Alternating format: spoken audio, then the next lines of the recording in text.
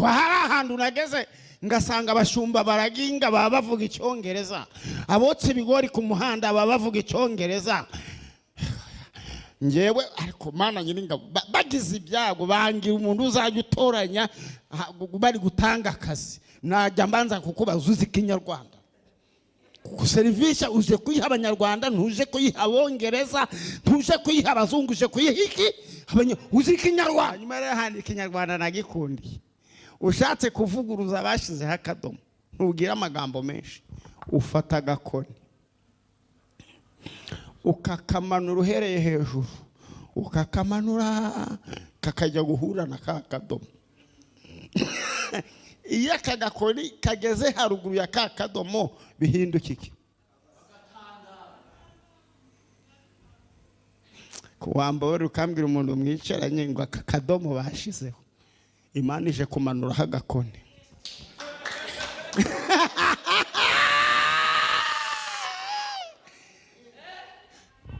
Abantu bashingiye ku mateka yawe, bashingiye aho uvuka, bashingiye ku byakubayeho, bashizeho akadomo, baravuga ngo uyu byararangiye nta gitabawe, byararangiye. Dushingiye ku myaka amaze mu bukode, tugashingira ku myaka afite, tugashingira ku kazi akora n'umushahara wako, byararangiye nta kivuye hehe mu bukode, bashiraho akadomo. Dushingiye ku myaka afite, tugashingira ko nta mataye nta misatsi igera mu mugongo, bashiraho akadomo, uyu nta kibonye umugabo. Ako kadomo bashizeho Imana ije kubakosora, iramanuraho agakoni gusa. Ibyo bitaga gusoza bihinduka iki?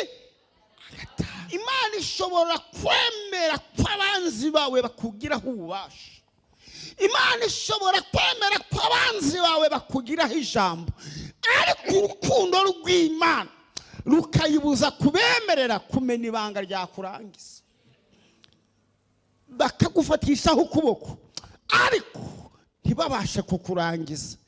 Uzi ko Samusoni bamufashe bakamukuraho umusatsi, bakamunogora amaso, ariko bakibagirwa kumuca igihanga. Ndagira ngo ngubwire ngo amakosa y'Abafilisitiya bakoze ni ukunogora amaso ya Samusoni, ni ukumwogosha umusatsi imbaraga zigashira, ariko bakibagirwa kumuca igihanga. Kandi imbaraga za Samusoni zibitswe mu musatsi we, kandi igihimba kigifatanye n'igihanga, byanga byakunda amaherezo umusatsi uzongera ugire gute? Uzongera kumera. Reka ngubwire pe, amaso barayanogoye ntabwo tubihakana, yewe n'umusatsi barawogosha ariko ntabwo tubihakana, ariko niba igihanga n'igihimba bikiri kumwe, niba ukora ku mutwe ukawumva abakogoshe barushwa n'ubusa, ntabwo birarangira, umusatsi uzongera umera. Lamoti TV. Byiza, Yesu ahabwa icyubahiro. Nawe nibwo buryo bwawe bwo kuvuga ubutumwa. Ibi ngiye kuvuga ntabwo wabivuga, ariko urabubivuze ukoresheje umugisha Imana yaguhaye. Nawe utumire umwe, utumire babiri, babe mu iteraniro ry'abera. Imana iguhereze umugisha mwinshi cyane.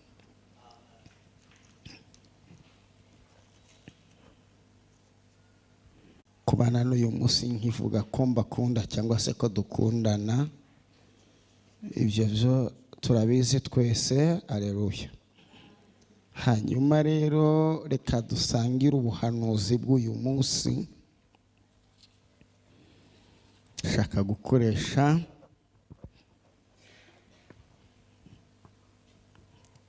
kwigisha, kubwiza ndetse no guhanura, kandi Imana ikabiherekeza. Fata Bibiliya yawe, dusome urwandiko Pawulo yandikiye Timoteyo. Turasoma urwandiko rwa mbere Pawulo yandikiye Timoteyo, igice cyaho cya 5, umurongo wa 9. Urwandiko Paulo yandikiye Timoteyo igice cya 5 umurongo wa 9. Haravuze ngo ndihakagire umupfakazi wandikwa keretse amaze imyaka 60 avutse, akaba yarashingiwe umugabo umwe gusa. Mwakire neza ijambo ry'Imana. Muranyemerera dusubiremo iri jambo cyangwa se ubu buhanuzi. Haravuze ngo ndihakagire umupfakazi wandikwa keretse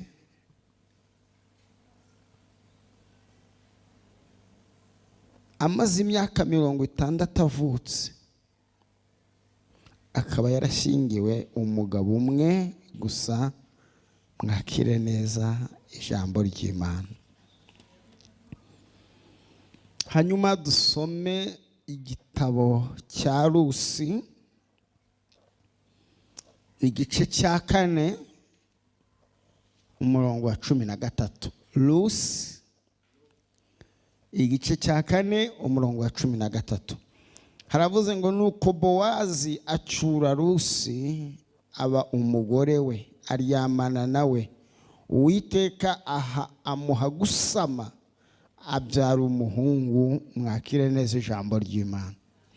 Mwanyemerera iri jambo tukarisubiramo.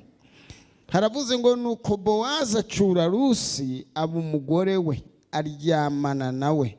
Uwiteka amuha gusama inda, abyara umuhungu. Mwakire neza ijambo ry'Imana.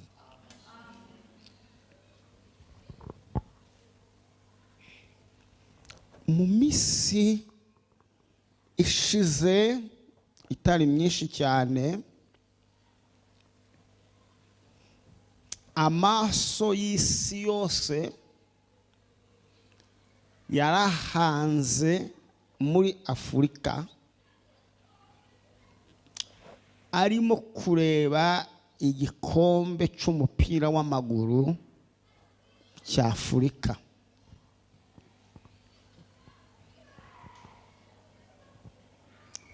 Ntabwo wenda navuga ko mbibonera umwanya, ariko kubera isi ya social media, kubera ko turi mu isi ya social media, biba ngombwa ko baguha n'amakuru utabasabye.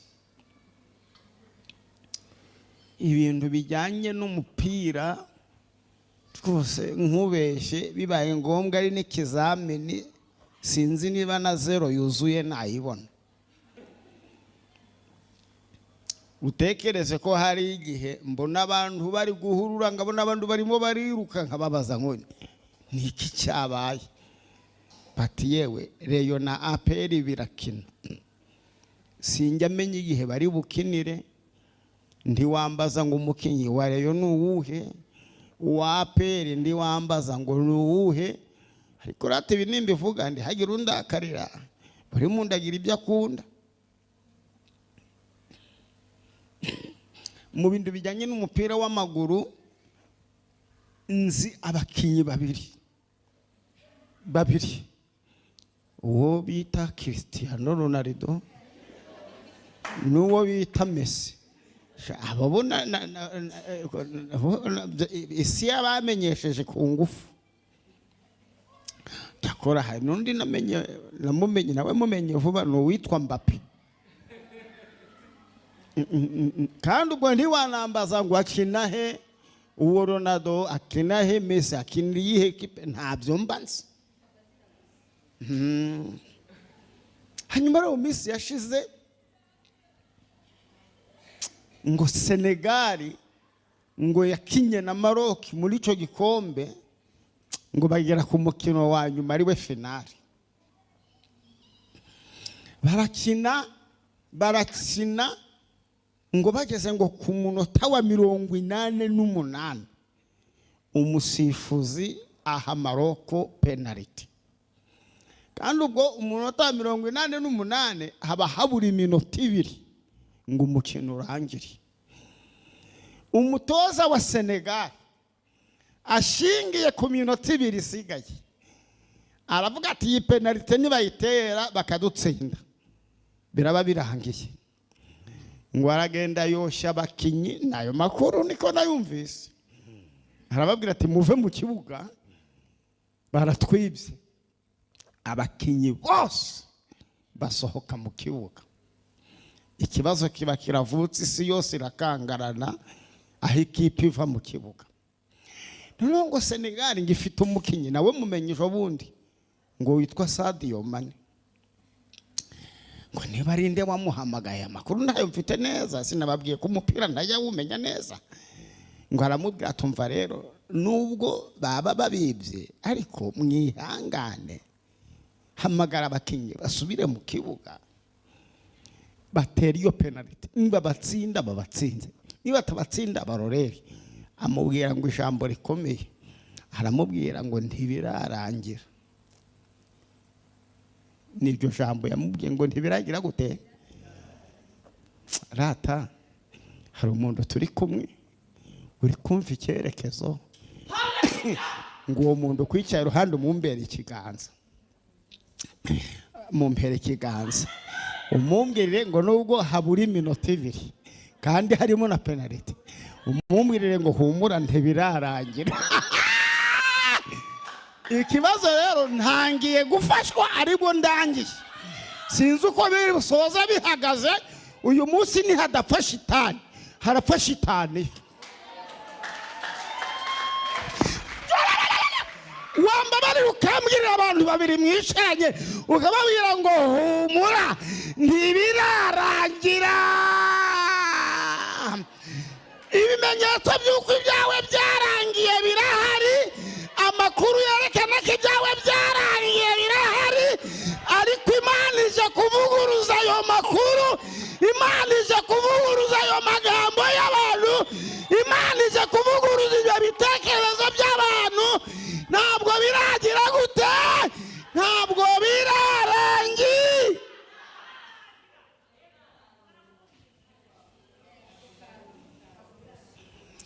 oya rata twivuganire nk'abantu babonye uwo mupira nubwo ntawubonye ariko uduce bagiye bafata naratubonye rata mwebwe amakuru mufite igikombe cyatwawe n'abandi hanyuma se abantu bari kuvanga ibyawe byararangiye igikombe cyatanzwe nibabitonze gushiraho akadomo ngo byararangiye ntabwo biragira gute ntabwo birara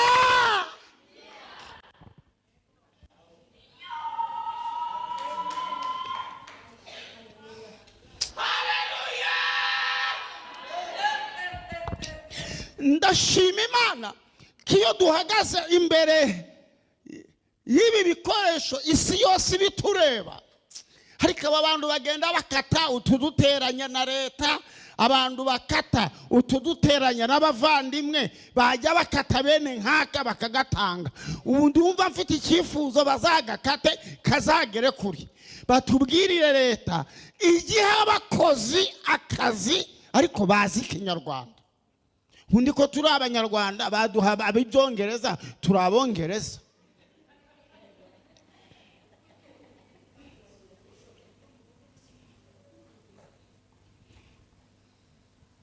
muracyahari ariko ibintu bitangaje ngo nuko buri muntu wese uvuga icyongereza ngo ari ikimenyetso ngo cyuko yize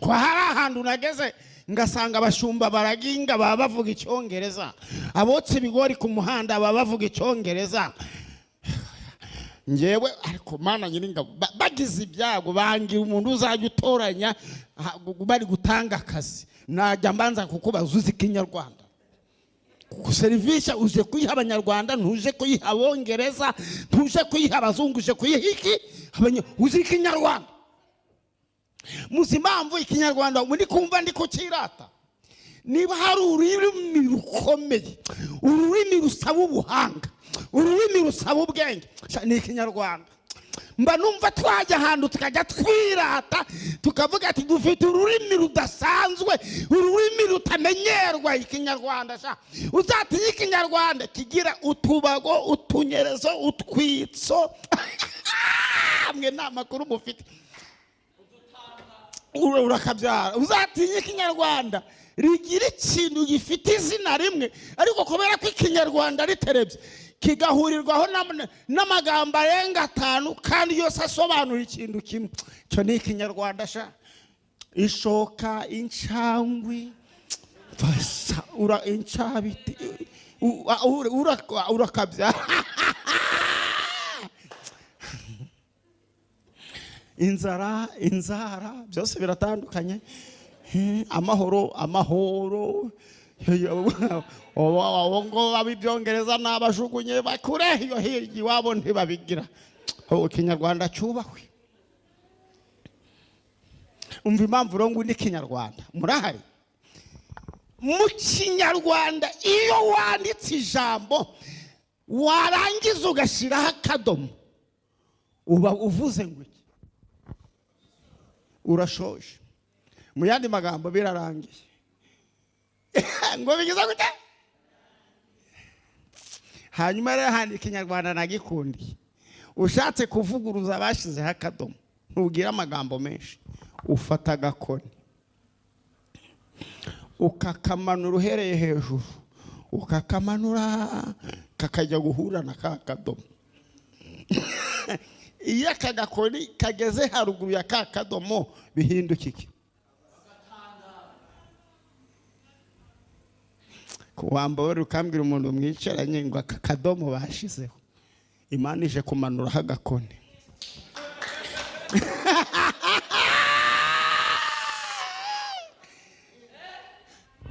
Abantu bashingiye ku mateka yawe, bashingiye aho uvuka, bashingiye ku byakubayeho, bashizeho akadomo. Baravuga ngo uyu byararangiye nta gitabawe, byararangiye. Dushingiye ku myaka amaze mu bukode, tugashingira ku myaka afite, tugashingira ku kazi akora n'umushahara wako, byararangiye nta kivuye hehe mu bukode, bashiraho akadomo. Dushingiye ku myaka afite, tugashingira ko nta mataye nta misatsi igera mu mugongo, bashiraho akadomo. Uyu nta kibonye umugabo. Ako kadomo bashizeho Imana ije kubakosora, iramanura agakoni gusa. Ibyo bitaga gusoza bihinduka iki? Narimvuze ngo abantu bazi ngo byararangiye, ariko Imana ije guhindura batangare. Wambabari ukambwira abantu babiri ngo humura ntibirarangira. Mumbwire ngo humura ntibiragira gute? Ata ntibirarangiye.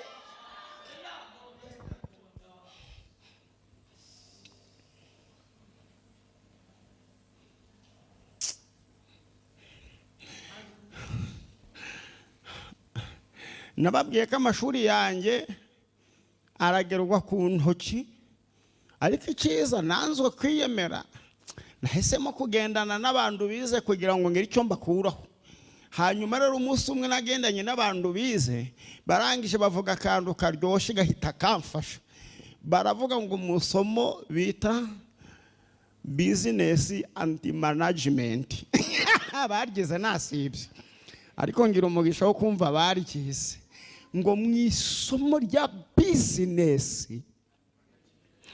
ngo ntibashobora kuvuga ko umuntu yahombye ngo ari uko ibicuruzwa bye byaba byahiye bigashira, baba bamwambuye, abakiriya be bose baba bagiye, ngo ntibisobanure igihombo.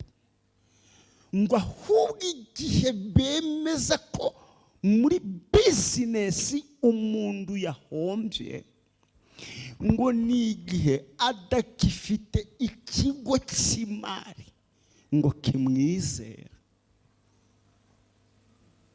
Igihe atagifite ikigo cy'imari kigira ute?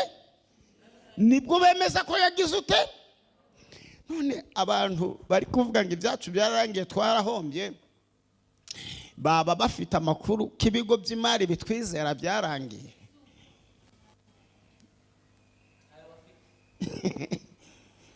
Hanyuma murahari beka iramutse itakwizera itakigufitiye icyizere na yandi yose zose nta cyizere zikigufitiye, ariko ijuru rikaba rikigufitiye icyizere. Urumva ijuru ritazaguha inguzanyo rata?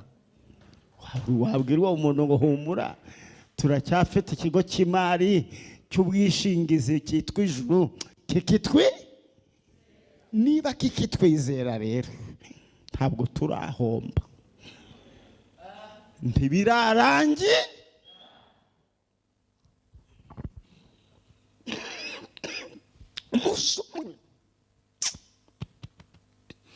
Abafilisitiya bafashe Samusoni. Delila yogosha umusatsi wa Samusoni, arangije ahamagara Abafilisitiya arababwira ngo nimuhumure, Samusoni wari igihangange twamushoboye. Ahandi imbaraga ze zari ziri ni mu musatsi we, none umusatsi nawogosha. Muze musumire Samusoni. Ngo Abafilisitiya baraza basumira Samusoni, ngo barangije ngo bamunogora amaso, ngo barangije bamushira muri gereza, ngo bamuhindura umusiki w'ingano. Reka mbabwire inshuti z'Imana, kimwe mu bintu nkundira Imana,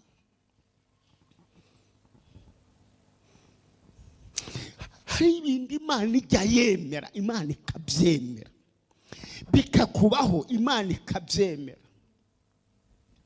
Ariko kimwe mu bintu narangije kumenya ni ikintu giteye ubwoba. Imana ishobora kwemera ko abanzi bawe bakugiraho ububasha. Imana ishobora kwemera ko abanzi bawe bakugiraho ijambo, ariko urukundo rw'Imana rukayibuza kubemerera kumenya ibanga ryakurangiza. Bakagufatishaho ukuboko ariko ntibabashe kukurangiza. Uzi ko Samusoni bamufashe bakamukuraho umusatsi bakamunogora amaso, ariko bakibagirwa kumuca igihanga. Ndagira ngo nkubwire ngo amakosa Abafilisitiya bakoze ni ukunogora amaso ya Samusoni, ni ukumwogosha umusatsi imbaraga zigashira, ariko bakibagirwa kumuca igihanga. Kandi imbaraga za Samusoni zibitswe mu musatsi we, kandi igihimba kigifatanye n'igihanga byanga byakunda amaherezo umusatsi uzongera ugire gute, uzongera kumera. Reka ngubwire pe, amaso barayanogoye ntabwo tubihakana, yewe n'umusatsi barawogosha ariko ntabwo tubihakana. Ariko niba igihanga n'igihimba bikiri kumwe, niba ukora ku mutwe ukawumva abakogoshe barushwa n'ubusa, ntabwo birarangira, umusatsi uzongera umera.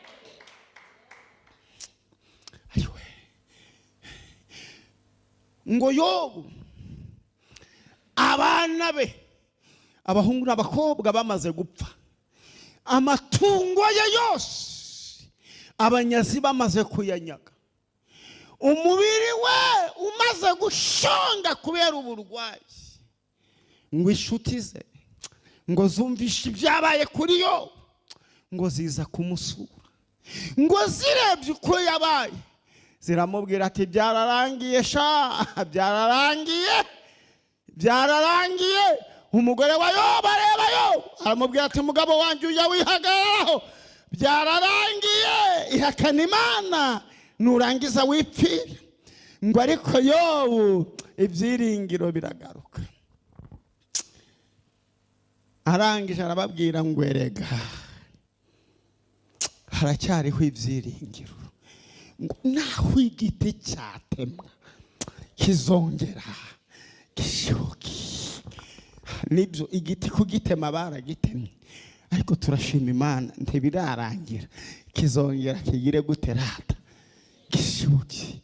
Kandi ndagira ngo nguhumurize ngubwire ngo igiti cyashibutse ahantu bagitemeye niho gishibukira, aho cyatemewe niho gishibukira. Kandi iyo cyashibutse inyoni zirigarura. Yesu ahabwa icyubahiro.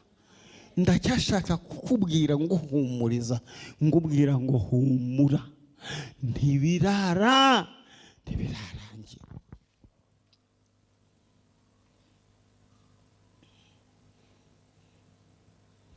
Dusomye ijambo rikomeye riravuze ngo ndihakagira umupfakazi wandikwa ngo ataruzuza imyaka 60. Wenda mu rwego kugira ngo iri jambo muryumve, munyemerere mu mbakanya sobanure ijambo umupfakazi. Umupfakazi ni iki? Ubundi umupfakazi ni umugore wapfushije umugabo. Sindamenya niba umugabo wapfushije umugore nawe bamwita umupfakazi, niba ari umupfagabo simbizi. Ariko reka twivugira umupfakazi wenda mu buryo tumenyereye. Yesu ashimwe.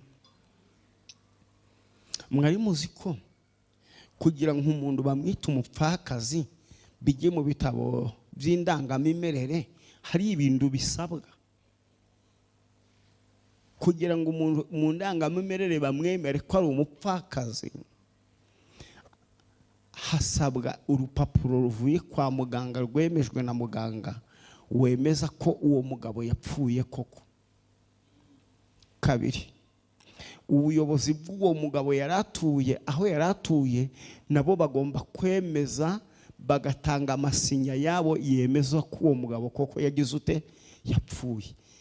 Gatatu, mu muryango w'umugabo hagomba kuba hari abantu nabo batanga irangamuntu zabo ziriho n'umukono usinywe mu mategeko bemeza ko uwo muntu yapfuye kandi bemeza ko bamushyinguyeho. Nibwo nyiri uwo muntu wapfuye ahabwa icyangombwa cyerekana ko ari umupfakazi. Mu yandi magambo, umuntu bamwita umupfakazi umuntu we yaramwishyinguriye neza, azi neza ko yamushyinguye, nibwo bamwemera ko ari umupfakazi. Yesu ahabwa icyubahiro. Uyu barabyemeza. None Paulo we abwiye Timoteyo, aramubwira ati nubwo ku murenge babyemeje ko ari umupfakazi, mu ndangamimerere bakabyemeza ko ari umupfakazi, na bene wabo w'umugabo bakemera ko ari umupfakazi, na muganga akemeza ko uwo muntu ari ariko ngewe mwana wanjye ndakubujije, wowe ntuzishinga ayo makuru, ndafashishwa. Ntuzishinge, wowe uramenye ntuzamwandike, kubera ko ntibirara.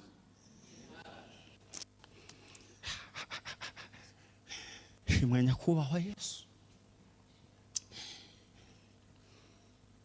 Twasomye umuntu witwa Lucy mu nkuru zitangaje zandemera ibyiringiro nawe zikakuremera ibyiringiro. Inkuru y'uyu mukobwa witwa Lucy iratangaje. Ijuru nirishigikire nyisobanura uko umwuka nyemeza kuyisobanura kugira ngo nongere ndemere ibyiringiro abantu b'Imana. Kandi aha niho turi busengere, muri iyi njyana niyo turasengeramo duca agasuzuguro.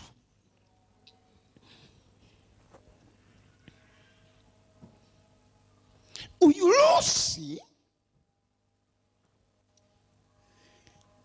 ni umukobwa w'umumowabukazi. Hanyuma izina Mowabu ni izina ry'umwana wavutse kuri Loti igihe bahungaga bava i Sodomo n'i Gomora. Uyu Loti n'abakobwa be bageze ahitwa Isowari, ngo abakobwa be baraganiye ari babiri baravuga ngo dore ahantu turi nta basore tuhabona, umuryango wacu ugiye gucika, none reka dusindishe papa turyamane nawe hanyuma tubyare. Ngo abakobwa babiri basindisha se, umwe aryamana na se abyara umwana, umwana abyaye amwita Mowabu. Mu yandi magambo Mowabu ni ikizira, ni umwana wavutse ku mwana waryamanye na se. Ni ikizira, ni icyaha, arakura abaho arakomera ahinduka igihugu, ariko ni igihugu cy'umuvumo, ni igihugu cy'icyaha, kuko nubwo yakomeye yavuye mu cyaha. Reka mbabwire, Imana nishigikire mu nyumve. Ndashaka kukumenyesha ko nta muntu n'umwe ubaho Imana irindira none, ahubwo Imana irinda ejo hawe.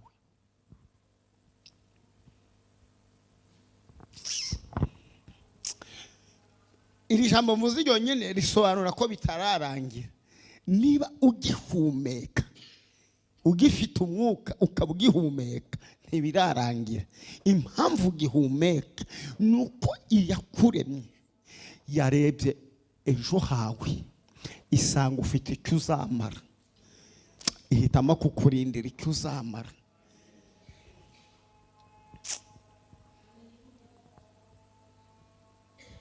Imana irebera ibintu mu itangiriro, yarangiza ikamenya iherezo ryabyo. Ndashaka kuguha amakuru. Aha niho Imana itandukaniye n'abantu. Abantu bareba none hawe, ariko Imana yo ireba ejo hawe. Hanyuma umuntu nagusuzugurira muri none, ntuzatera amahane, kuko none hawe arahazi. Muri none hawe arahazi kuko ukodesha. Muri none hawe arahazi kuko ayuhembwa arayazi. Muri none hawe arahazi kuko arabizi ko byakuyobeye. Ariko ikiza ejo hawe ntabwo ahazi. Ejo hawe Imana yarahamuhishe. Ejo hawe ntabwo hafite, kandi ejo hawe hatandukanye na none hawe. Yesu ahabwa icubahiro. Yesu ahabwa icubahiro. Ndongera ngo uhumurize ngo none hawe hatandukanye n'ejo hawe. Iyo abantu bamenyaga ejo hawe, cyakora reka ndashima Imana. Imana ihabwa icubahiro, yahishe abantu ejo hacu. Ubu yaba abantu bazi ejo hacu, baba batangiye kukwikundirizwaho kugira ngo bazabone uko baryo twawe. Mondo mwicaranye mubwire ngo utabonye none ejo ntuzamubone. Utabonye none ejo ntuzamubone. None hawe barahazi, barabizi ko ntacyo uzavamo. None bawe barabizi ko ntacyo babamarira. None hawe barabizi ko ntacyo uri cyo. Ariko ejo hawe, ejo hawe,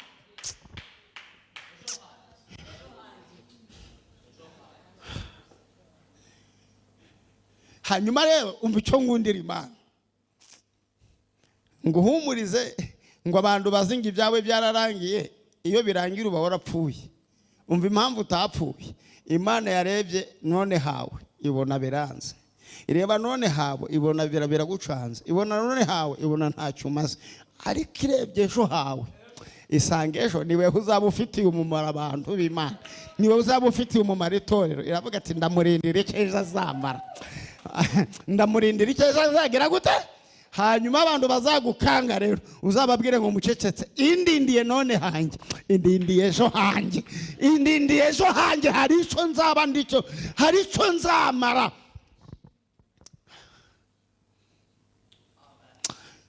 Mana we habwa icubahiro. Ndagira ngo mbabwire ikintu gikomeye. iyi Imana ikwitegereje ikakubonamo umushinga wayo, ifata umwanzuro wo guhombya abatari ngombwa ariko umushinga wawe ugakomeza.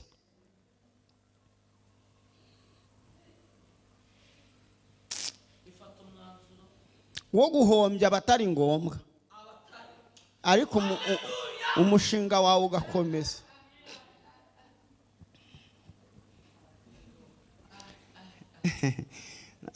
Reka mbivuge neza ningira umugisha abantu banyumve. Iyi Imana ifite gahunda yo kurengera cyangwa se yo gukomeza umushinga wayo cyangwa se yo gusohoza icyo yagambiriye ku muntu, ntabwo yita ku gihombo cy'abazabihomberamo.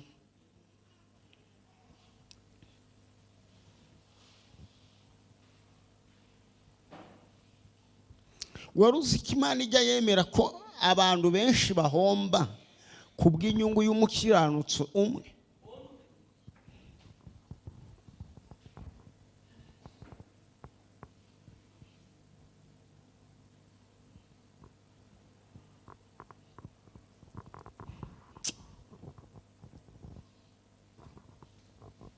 Bibiliya iravuga ngo i Betelehemu, ayo makuru muyumve, i Betelehemu, i Yerusalemu. Betelehemu bisobanura ngo inzu y'imitsima. Betelehemu bisobanura ngo inzu y'umutsima. Impamvu bayita inzu y'imitsima ni igisobanuro cy'uko aho hantu n'ubwo imitsima yaba yabuze mu gihugu, aho ho ntabwo igibura. Niyo mpamvu bahita inzu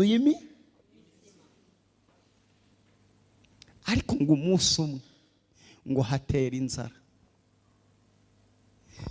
Andi mu nzu y'imitsima, imitsima irabura. Niba hitwa i Betelehemu akaba ari mu nzu y'imitsima, none imitsima ikabibuze, ibuze ibitewe n'iki? Umva impamvu. Hari icyo Imana iri gushaka. Iyi Imana ifite ikiri gushaka mu nzu y'imitsima, imitsima irabura. Ngo umugabo witwa Elimeleki ngo ndetse n'umugore we Nawomi ngo barasuhuka. Bibiliya iravuga ngo ntibagenda bonyine, ngo ahubwo bajyana n'abana babo. Bakora irindi kosa rikomeye, basuhukira iwabo. Umva icyo bita ishyano, ni ukuva i Yerusalemu ugasohokera iwabo. I Yerusalemu ni mu gakiza, iwabo ni mu gihugu cy'icyaha. None bavuye mu gakiza basohokeye hehe? Iyo Bibiliya iravuga ngo bagezeyo,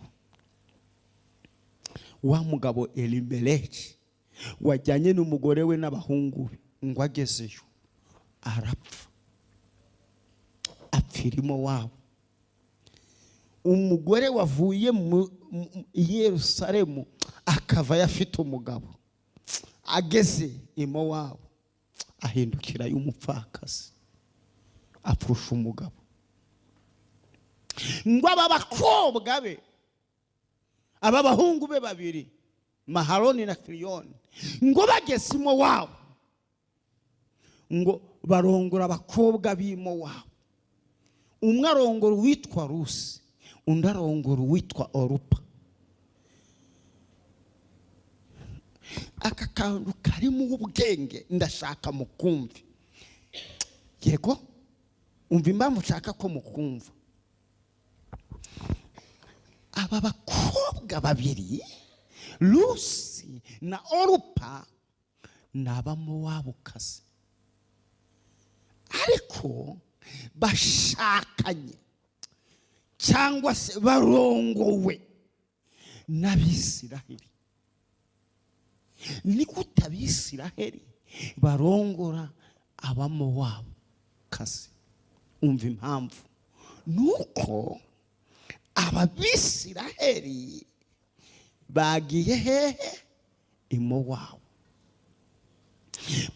Bageze imowabu barongora abakobwa b'imowabu.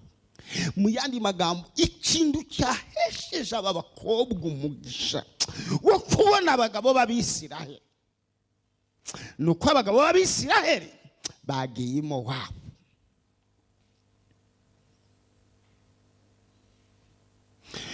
Bibiliya iravuga ngo bamaranye imyaka 3 b'abahungu barongoye b'abakobwa babamo wabukazi nabo barapfa. Bapfa muri abo bakobwa nta n'umwe ubyaye. Bapfa muri abo bakobwa nta n'umwe usigaranye inda byibuze. Nabo bahinduka bapfa. Tubonye abapfakazi 3. Umupfakazi wa mbere ni Nawomi nyirabukwe wabo. Uwa kabiri ni Rusi. Uwa gatatu ni Orupa. Ariko bapfakara bakiri bato bamaranye imyaka 3 n'abagabo babo.